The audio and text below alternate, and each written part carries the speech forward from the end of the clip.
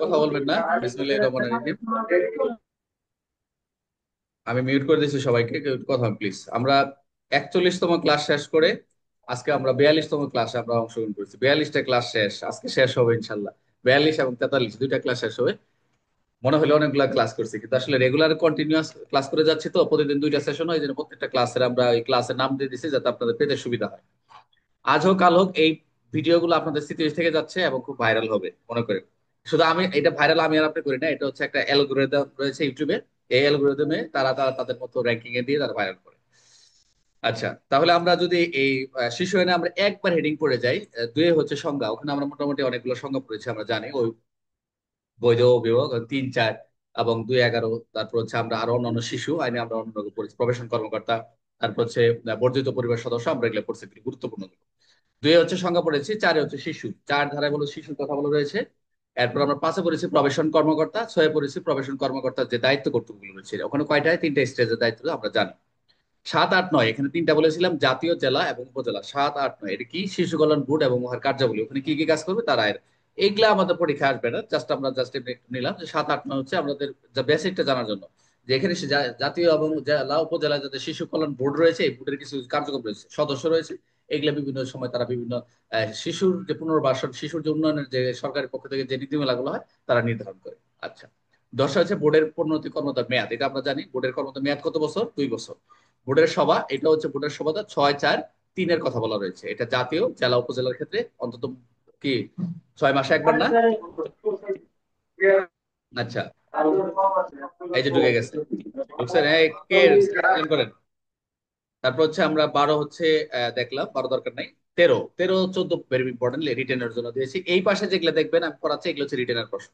আচ্ছা, এখানে আরো কিছু যাবে, কারেকশন করতেছি।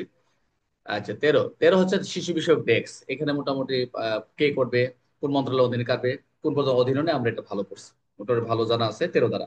14 পড়ছে শিশু বিষয়ক পুলিশ কর্মকর্তা, এখানে মোটামুটি আহ এখানেও কিছু রেসপন্সিবিলিটি স্পেসিফিক পুলিশের যে কার্যক্রমগুলো শিশু পুলিশ, সেটা আমরা পড়েছি। 14, 15 হচ্ছে পুলিশ রিপোর্ট। পুলিশ রিপোর্ট হবে কি আলাদা আলাদা, পৃথক পৃথক হবে।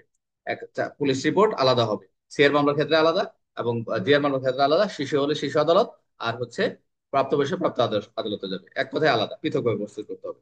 16 হচ্ছে, সরি 15 মামলা প্রেরণের জন্য স্থানান্তর, এটাও এখানে 15 আমরা এক্সট্রা কিছু করছি, এটা একটু ভাঙিয়ে দেওয়া হয়েছে এই, আর কিছু না। 16তে বলেছে কি শিশু আদালত, শিশু আদালতটা কেমন হবে, শিশু আদালতের সারা বাংলাদেশে কয়টা হবে এরকম আমরা করছি। যেটা এটা যে শিশু আদালতের শিশু অধিবেশন ক্ষমতা, অধিবেশন শিশু আদালত অধিবেশনটা কেমন হবে এটা আমরা করেছি। 18 শিশু আদালত ক্ষমতাটা, শিশু আদালতের ক্ষমতা হচ্ছে দায়রা আদালতের যেরকম ক্ষমতা রয়েছে শিশু আদালতের সেরকম ক্ষমতা থাকবে। 19 শিশু আদালত পরিবেশটা সুবিধা, পরিবেশ এটার এনভায়রনমেন্টটা কেমন এবং অ্যাডভান্টেজ গুলা কি কি শিশু পাবে। শিশুর কোনো অবস্থাতে তাদেরকে ওই যে লাল সালু ঘেরার অবস্থা থাকা যাবে না, যে বিগুলো থাকে তাদেরকে একটা সাধারণ কক্ষ আলাদা থাকতে হবে। আর বিষয় হচ্ছে শিশুর বয়স নির্ধারণের জন্য প্রাসঙ্গিক তারিখ, শিশুর বয়স নির্ধারণের জন্য একটা প্রাসঙ্গিক তারিখ আমরা এটা পড়েছি, 20 ধারা রয়েছে। 21 হচ্ছে আমরা বয়স নিয়ে অনুমান, এটা আদালতের। 21টা হচ্ছে সম্পূর্ণ একতের হচ্ছে আদালত কার্যক্রম, আদালত নিজেও এই মামলাটা যখন সমস্ত দালিলিক যখন কাগজপত্র কোর্টে উপস্থাপন হবে, সে উপস্থাপন হওয়ার পর কোর্ট কি করবে, একটা পর্যালোচনা করবে, নিজে তদন্ত করবে, নিজে তদন্তের কাছে সরজমিনে যার মন চায় যদি মনে করে তারা যাবে, অথবা কারো তদন্ত করে, এটা তো পুরোটা হচ্ছে আদালতের। বয়স অনুমান নির্ধারণ করার অনেকগুলো আমরা স্টেপ করেছি।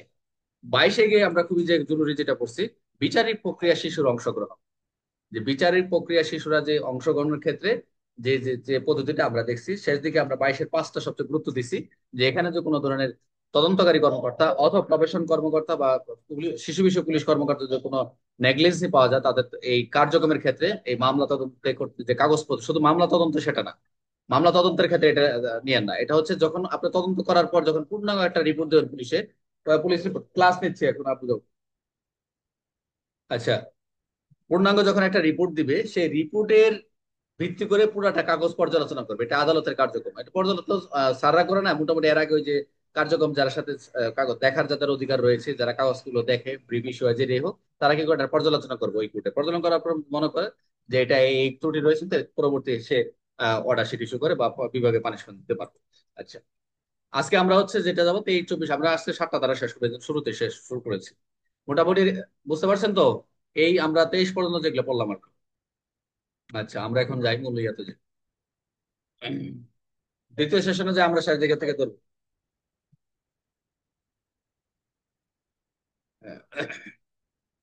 রফিক ভাই কি ইয়েতে ওই যে মেডিকেলের সামনে না?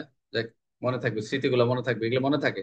পড়াশোনার কিছু কিছু স্মৃতি থাকলে আমি আমার লাইফে এই ইয়েতে ইয়েতে কি বলে এটাকে, ওই সংসদ ভবনে ডিউটি করতাম, ওখানে কিছু বক্সের মানে যে রুম গুলো থাকে নিচে, দাঁড়ায় দাঁড়িয়ে স্টাডি করতাম যেখানে গ্যাপ পাইতাম।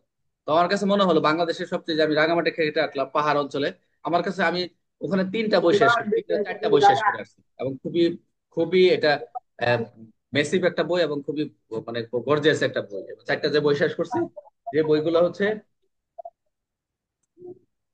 মানে কি বলবো, এগুলো সহজে পড়া যায় না।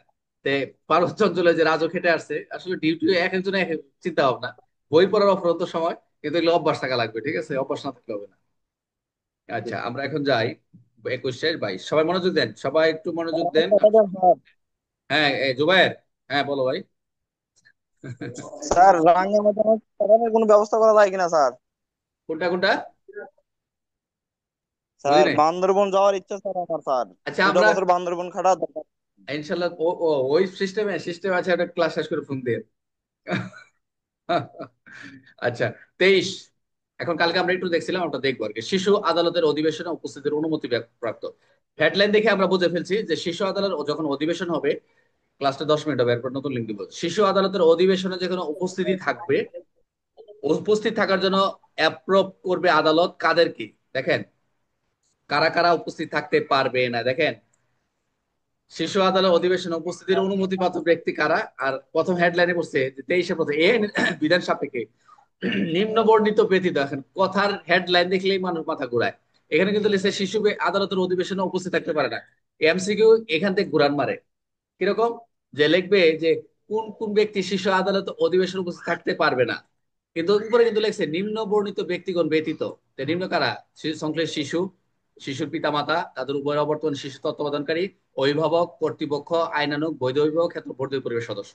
শিশু আদালতের কর্মকর্তা কর্মচারী, শিশু আদালত উত্থাপিত মামলা অথবা কার্যধারার পক্ষদান, এর সাথে সংশ্লিষ্ট যারা ইনভলভ রয়েছেন, শিশু বিষয়ক বা সংশ্লিষ্ট পুলিশ কর্মকর্তা, মামলার সংশ্লিষ্ট আইনজীবী, প্রবেশন কর্মকর্তা সহ মামলা অথবা কার্যধারার সহিত সরাসরি সংশ্লিষ্ট অন্য রয়েছে। মোটামুটি অনেক ব্যক্তি চলে আসছে। একটা যখন মামলার কারণটা যদি সাংবাদিক ওজন মনে করে ওখানে কার্যক্রমে ছিল, তদন্তের সাথে সে ভিডিও ফুটেজ বিভিন্ন কিছুই করছে, এটা আদালত যদি মনে করে অনুমতি দিবে, এবং সাংবাদিক যা যে ওখানে যে ভিডিও করবে, উপস্থিত থাকবে, আদালতের অনুমতি থাকতে হবে।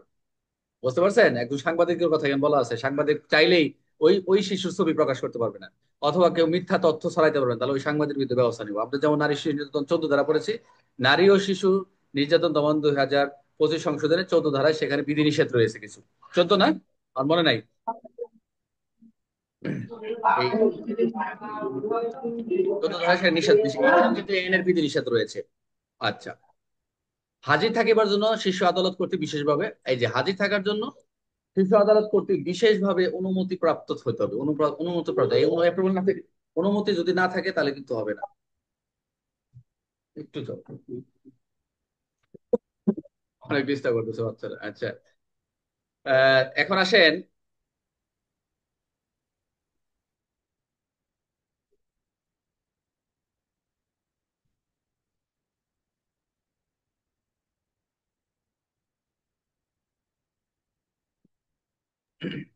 এখন আমরা এমসিকিউ দেখবো। শীর্ষ আদালতের অধিবেশনে উপস্থিত থাকা সর্বপ্রথম অনুমতি ব্যক্তি, সর্বপ্রথম কে? সর্বপ্রথম দেখে কে বলতে পারবেন? সর্বপ্রথম, কত সুন্দর একটা কথা। সংশ্লিষ্ট শিশু। সংশ্লিষ্ট শিশু। সংশ্লিষ্ট, ভেরি গুড, খুব ভালো লাগলো। যে এমসিকিউ খুব সুন্দর একটা এমসিকিউ, যে সর্বপ্রথম উপস্থিত হয়েছে শিশুর প্রায়োরিটি দিছে, এখানে শিশুর যেমন থাকবে, অবশ্যই থাকবে। তাকে নিয়ে গিয়ে বিচার হচ্ছে, তাকে থাকতে হবে। শিশুর মাতা পিতা অনুপস্থিত থাকলে কে উপস্থিত থাকতে পারবে? শিশুর তত্ত্বাবধানকারী, অভিভাবক, শিশুর এবং তত্ত্বাবধানে অভিভাবক, শিশুর আইনানুগ, তত্ত্বাবধানে অভিভাবক। বৈধ অভিভাবক, গুড। একমাত্র বর্ধিত পরিবার। শিশু আদালতের অধিবেশনে উপস্থিত থাকতে পারে কে? শিশু শিশু আদালতে স্যার শিশু কর্মকর্তা কর্মচারী স্যার। ওই যে তোমরা শিশু আদালতে কর্মকর্তা কর্মচারী বলবো গুড। স্যার। মামলা কার্যধারার সঙ্গে সরাসরি সংশ্লিষ্ট ব্যক্তির মধ্যে কে উপস্থিত থাকতে পারে? কে সরাসরি বলছে? মধ্যে কে? শিশু আদালত উত্থাপিত মামলা বা কার্যধারার পক্ষগণ, এই যে দেখেন এখানে উত্থাপিত মামলা, শিশু একজন বিষয়ক। কার্যধারার পক্ষগণ, শিশু বিষয়ক বা পুলিশ কর্মকর্তা, সংশ্লিষ্ট প্রবেশন কর্মকর্তা। শীর্ষ আদালতের অধিবেশনে অন্য কোনো ব্যক্তি আইনজীবী আছে। উপস্থিত থাকতে পারবে? শিশু আদালত অধিবেশনে অন্য কোনো ব্যক্তি উপস্থিত থাকতে পারবে, এটা একটা রিটেনের প্রশ্ন। এই ইন্সপেক্টর পরীক্ষা আসে যে শিশু আদালত অধিবেশনে অন্য কোনো বিশেষভাবে ব্যক্তি উপস্থিত থাকতে অনুমতিপ্রাপ্ত পারবে। ব্যক্তি। এক কথায় বলবেন যদি পারবে আদালত স্যার। অনুমতি দেয়, আদালতের বিশেষভাবে অনুমতি দেয়, সেই ক্ষেত্রে পারবে।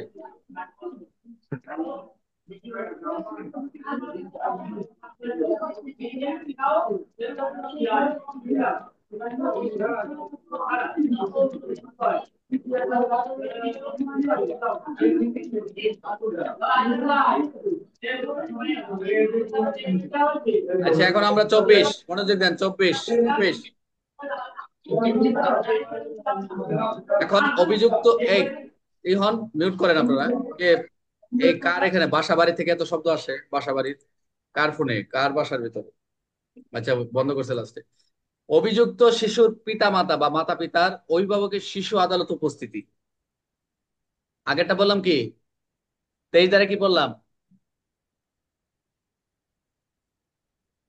ওই 23 কারা ধারা 23 যারা হচ্ছে, যারা মানে তারা যারা উপস্থিত শিশু থাকতে পারবে। আদালতে উপস্থিত থাকতে পারবেন। শিশু আদালতের অধিবেশনে উপস্থিতির অনুমতিপ্রাপ্ত ব্যক্তি, এটা 23 হচ্ছে আদালতের অনুমতি থাকা লাগবে। এটা একটা কন্ডিশন ক্রাইটেরিয়া, কিন্তু প্রত্যেকটা ধারা তো একটু পার্থক্য আছে রে ভাই। এটা মনে রাখবে যে আদালতের অনুমতি ছাড়া কোনো ব্যক্তি বলতে থাকে আদালত মনে করেন শিশুও থাকবে না, অ্যাপ্রুভ নাই নাই, কিন্তু বলছে নিম্ন ব্যক্তি ব্যতীত। এখন নিম্ন ব্যক্তি মোটামুটি সবারই ঢুকাই দিচ্ছে অনুমতি পাবে। আর সর্বশেষ একটা কথা বলছে যে বিশেষভাবে অনুমতি, মানে আদালতের অনুমতি নিয়ে থাকা লাগবে এক কথায়। হট করে যেমন আমি গেলাম, পুড়ে গেলাম, দাঁড়ায় থাকলাম, অনেক আদালত শিশু আদালতে ঢুকে গেলাম, অনেক আছেন আদালতের ভিতরে ঢুকে বিচার শুনে আউটলুক চলে আসে না, অনেক লোক চলে আসে। কুড়ে গেলে আপনারা দেখবেন যখন জাজমেন্ট ট্রায়ালে সাক্ষী দিতে যায়, দেখবেন দুনিয়ার লোক চলে, বাড়ির এলাকার একটা মারামারি মামলা হলে দেখবেন 100-200 লোক চলে, এখন সবাইকে অ্যাপ্রুভ করবে না। আর আদার সেকশনের মামলা তো সব উপস্থিত থাকতে পারে, কিন্তু শিশু আদালতের ক্ষেত্রে তো একটু অনেকটা কি রয়েছে, রেস্ট্রিকশন রয়েছে। রেস্ট্রিকশন ছাড়া তো পারবে না। আচ্ছা, 24, অভিযুক্ত শিশুর, এখন কিন্তু দেখেন আইনে কিন্তু বলে দিচ্ছে ডাইরেক্ট, অভিযুক্ত শিশুর, শিশুটা হয়তো অভিযুক্ত শিশুর পিতামাতা অভিভাবকের শিশু আদালতের উপস্থিতি। এখন এটা শিশুর উপস্থিতিটা কিরকম হবে দেখেন, যে শিশুর আদালতে হাজিরকৃত, অর্থাৎ ধৃত, বলেন ধৃত, গ্রেপ্তারকৃত বলে না, হাজিরকৃত শিশুর মাতা পিতা এবং তাদের উভয়ের অবর্তমানে তত্ত্বাবধান করি, এই ভাষাগুলো আমরা আগে বারো পড়তেছি। তো অভিভাবক কর্তৃপক্ষ অথবা আইনানুগ বা বৈধ অভিভাবক বা ক্ষেত্রমত বর্ধিত পরিবারের সদস্য বর্তমান থাকলে এবং তিনি বা তাহার যুক্তির সঙ্গে দূরত্ব বসবাস করিলে শিশু আদালতে সংশ্লিষ্ট ব্যক্তিবর্গ আদালতে হাজির হতে নির্দেশ প্রদান করতে পারবে। দেখেন, যদি দূরেও থাকে, যে আদালতে যদি তারা দূরেও থাকে তাও যুক্তির সঙ্গে দূরত্ব বসবাস করতে করলে আদালত কি করবে, তাকে হাজির হওয়ার জন্য নির্দেশ দিবে। তবে শর্ত থাকে, দূরে কতটুকু, যে উল্লেখিত ব্যক্তিগত যুক্তির সঙ্গে দূরত্বের বাইরে বসবাস করলে আদালত যুক্তির সঙ্গে সময় নির্ধারণ করে তাদের আদালত হাজির হওয়ার নির্দেশ দিতে পারবে। এটা বাংলাদেশের ভিতরে বলছে, বাংলাদেশের বাইরে তো আর হবে না, ওগুলো তো স্বাক্ষরের কিছু কিছু বিশেষ ওগুলো আলাদা রয়েছে, ওগুলো আলাদা। তবে যে দূরেও যদি থাকে, দেখা যাচ্ছে দূরত্ব অবস্থান করছে খুলনা, বাংলা ঢাকায় অপরাধ করছে, সে ঢাকা কোর্টে সে চালান দিয়েছে, এখন তার পিতামাতা থাকে হচ্ছে সেই যশোর বেনাপোলে অথবা হচ্ছে সেই বাংলাদেশের এক প্রান্তে, তো এখান থেকে দূরত্ব হচ্ছে প্রায় 300-400, যেমন পঞ্চগড় সদর অথবা তেতুলিয়া, এরকম প্রায় 400-500 কিলোমিটার দূরে। তো এটা কি করবে, শর্ত হচ্ছে একটা যুক্তির সময় নির্ধারণ দিবে, সেই সময় তার আদালত হাজির করবে। আচ্ছা, তবে শিশু ব্যতীত অন্য সকল ব্যক্তি সেই আদালত হতে প্রত্যাহার। এটা করতে গেছে। এই সবার কাছে বই আছে? সবার কাছে,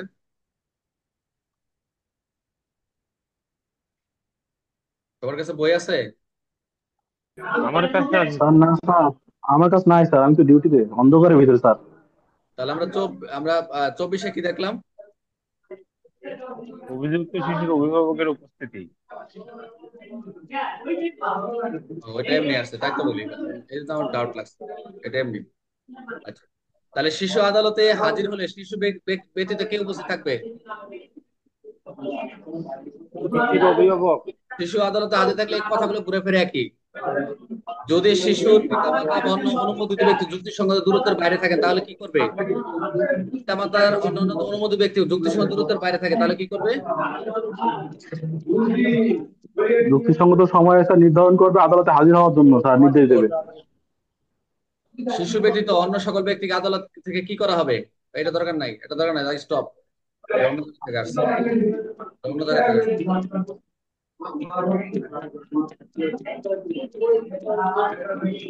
এই মিউট করেন, মিউট করেন, মিউট করেন,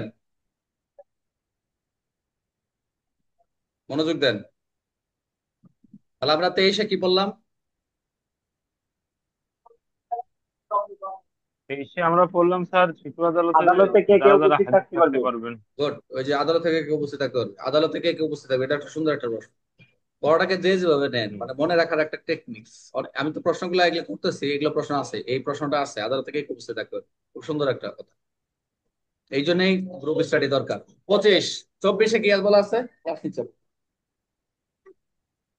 24-এ কি বলা অভিভাবক আছে? শিশুর অভিভাবকের উপস্থিতি। না, এখানে স্যার, উপস্থিত তো অভিভাবকের আছেই, উপস্থিতির জন্য স্যার আদেশ দেওয়া স্যার, একটা যে কথা এখান আছে, থেকে আদেশ এসে হাজির হতে উপস্থিত তো হবে। আছেই, আর কি আছে? দুইটা কথা স্যার বলা ওই আছে। যে হাজির হওয়ার জন্য নির্দেশ দেয় স্যার। বিশেষ ব্যক্তি, বিশেষ কোনো ব্যক্তি আদালতের অনুমতিক্রমে। আচ্ছা, এখন শিশু ব্যতীত অন্য সকল ব্যক্তিকে শিশু আদালতে প্রত্যাহার, কেমন শোনা গেল কথাটা? কে বলতে পারেন হেডলাইনটা? শিশু ব্যতীত, প্রথমে শিশু অ্যাকসেপ্ট, শিশু ব্যতীত, শিশু ছাড়া অন্য সকল ব্যক্তি শিশু আদালত থেকে প্রত্যাহার করবে, এর মানেটা কি? কে বলতে পারবেন এই আন্ডারস্ট্যান্ডিং সেকশনে?